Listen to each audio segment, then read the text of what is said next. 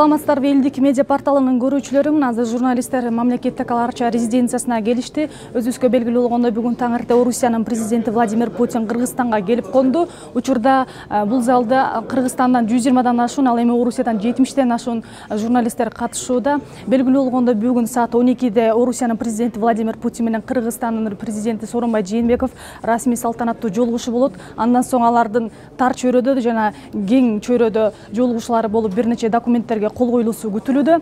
Мындан тышкары бүгүн Орусиянын президенти Владимир Путиндин сапарынын алкагында эки мамлекет башчысы Чыңгыз Айтматов атындагы музей үйүнө, андан кийин 2 күндөн бери өтүп жаткан 8-чи аймактар аралык региондук форумга дагы катышуусу күтүлүүдө.